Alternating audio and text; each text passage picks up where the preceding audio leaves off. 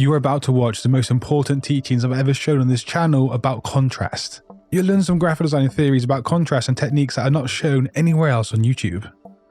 The first application of contrast is probably the one that most people know about, and that is the contrast of color. This is typically achieved by using colors opposite to each other on the color wheel, and that's because these colors offer the most contrast. However, we can also do things such as have low saturated colors mixed with bright, bold saturated colors, or even grayscale options with color which often emphasizes a sad kind of atmosphere. One of the main ways that contrasting colors is used is on call to action buttons or areas similar to that. It's how social media UI creates an addictive response in the user, or why you've been tricked into buying premium dog food for your pet as opposed to the basic stuff. Next is contrast of size. Essentially, contrast of size is hierarchy, and typically speaking, we could say that the larger things on a design, the designer gives more importance to. And this is even more obvious when these larger objects or assets are sat next to smaller objects, hence contrast. Typically, larger objects on your design will be noticed first by the viewer, and the focal point on a design is often the largest thing. Sat next to similar objects is going to appear dominant and that much more important. Designers often use contrast of size to allude to or emphasize a product that is being advertised, and contrast in size is used when multiple different options are given to something like a sign-up page on a website. The larger option will most likely be clicked simply because of contrast. Now, a pro tip here is to use contrast of size to create surreal or jarring works, and this can be used to captivate audiences and add extra intrigue. And so the third basic way to use contrast before we move on to the more advanced things is typography. And we could say the previous two examples of contrast do actually play into typography when considering contrast. For example, larger typography is contrasted with smaller typography on headlines, subheadings, and in body text. We also sometimes see a contrast of color in typography to make important information stand out, or simply a bolder, thicker font being used.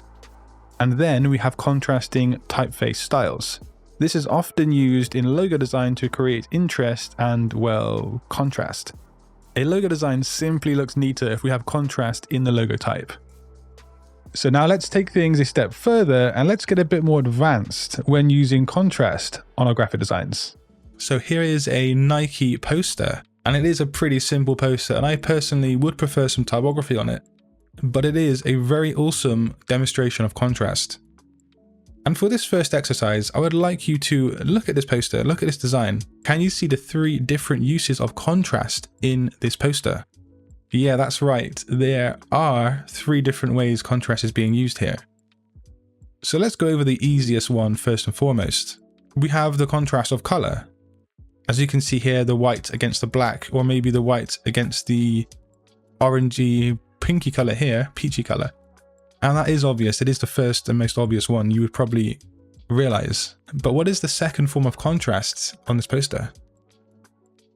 It is actually shape, the contrast of shape.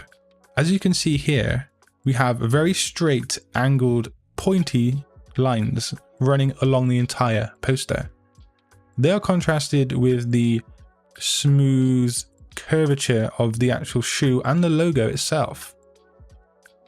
Now, this is somewhat subtle to some people or even unrecognizable, but this allows the shoes, the product in a sense, and also their logo to stand out. Everything else is angled straight line. So that's the second form of contrast here. But can you see the third? So yeah, the third form of contrast is texture. If you look closely here, there's a kind of sandy color blur texture going on the background. That is in complete contrast to the shoe itself, which looks very smooth and realistic. It's a contrasting texture, and again, it just alludes the viewer to looking at the shoe itself. I find it interesting how the designer has put black shoes on a black part of the design, and again, I would personally prefer some typography going on here too. But that's an example of having three different forms of contrast on one simple design. Contrast of style isn't something you want to be using on every single design. and the advanced designers know when or when not to use it. On this design here, we see a very minimal, bold and flat design. That is, apart from the photographic element of the cockroach. This is a contrast of style, and it can help to create a visual intrigue or highlight an element on your design. The minimal and the flat nature of the design allows the viewer to be drawn into it, and then to actually notice the cockroach more so, which ultimately just enhances its visual impact. Contrast of style can be very subtle, but the trained eye can spot it very easily. As example right here. The designers used very precise technical line style graphics along with the more cartoony and 3D elements. It's a straight contrast in style, but they work so well together. They could have easily just made these white icons below in a cartoon 3D style as well, but it would not have worked as well as it does here on this design. Now it's time to get a bit touchy-feely and hands-on.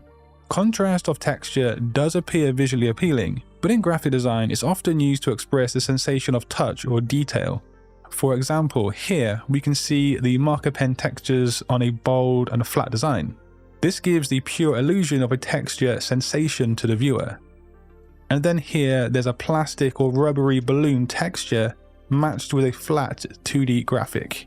Having a contrast of textures emphasizes the important texture, making it have more impact on the design itself. Having the white flat logo in the top left and then the bold graphics around the edges simply helps the texture of the balloon itself become more obvious when viewed. Now as designers, we can even use contrast of psychology on our work, and when it's done properly, it's a very powerful thing indeed. To achieve this, you first need to understand psychology of graphic design so you can then twist and manipulate it in your work. For example, we can say that a serif typeface is well matched with luxury and exclusivity, and it's used to express those connotations psychologically speaking to the viewer. Well, we can actually see here that a serif typeface is used in a very different setting and situation, and that goes against the norm and is a contrast of psychological beliefs.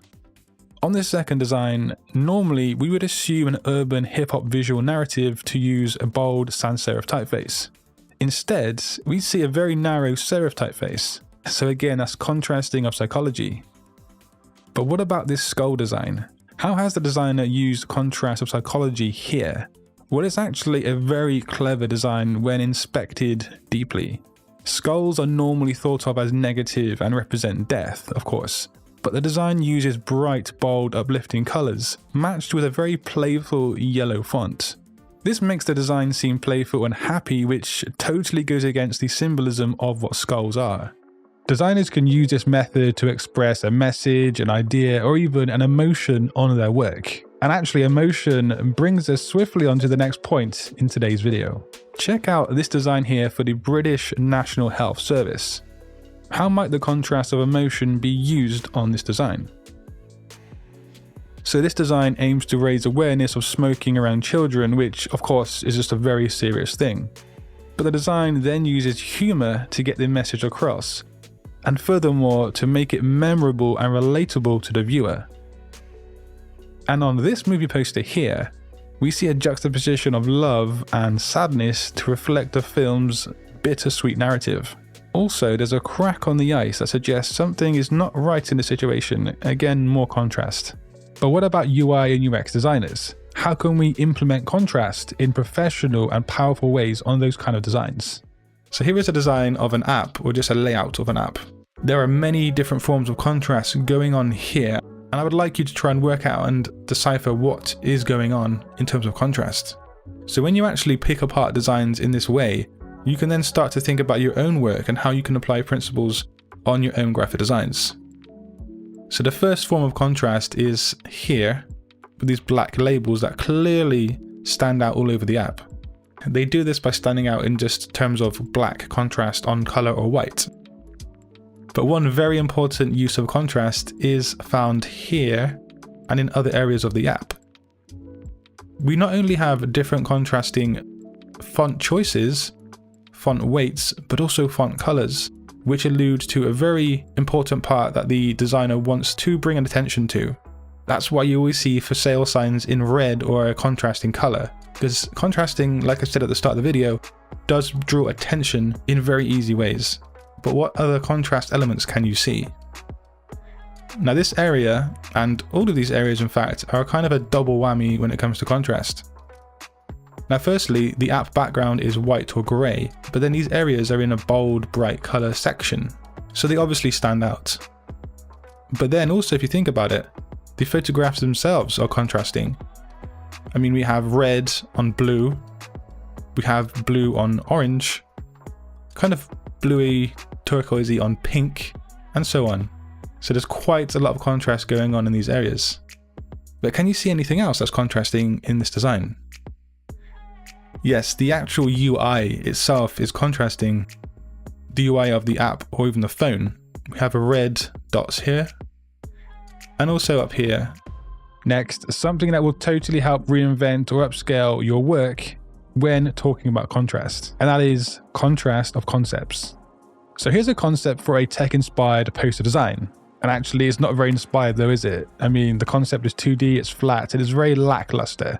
Now, if you totally contrast this style, we can start with a more 3D approach and bring on some still 2D typography, but keep in line with the modern sans serif style. Also then, of course, the body text, and that's contrasted in size and also type style, much like we looked at earlier in today's course video. And then at the very foot of the design, we can bring on the date and contrast that in size, color, and also, again, type style. So considering we contrasted the original design's concept, we now have a more minimal, a more 3D and modern design, and this makes the original template-esque design look lesser in terms of quality. But then take a look at this design here, a poster for a kind of menu or restaurant. We have some lovely salmon on a rustic board, some bold typography, and then of course the pricing. The former concept is cheaper, more hectic, and more slapdash, if you will. However, it is important to consider the brief and the target audience for both designs, because both of these designs could actually have a time and a place depending on that target audience. So yeah, today's video was a compilation or a remastered compilation of contrast in graphic design. And I've not been able to upload much over the past 2 weeks. And that's because I had a sort of health scare situation and it took all of my energy, it took my time, and it was pretty worrying at some point. But I'm all good now, which is good news. And so we can move on with the content on this channel. And actually, there is a Google form in the description of this video where you can submit your ideas for future content here at Satori Graphics. But if you want to watch more content on graphic design principles, just click the playlist on screen. And until next time, guys, design your future today. Peace.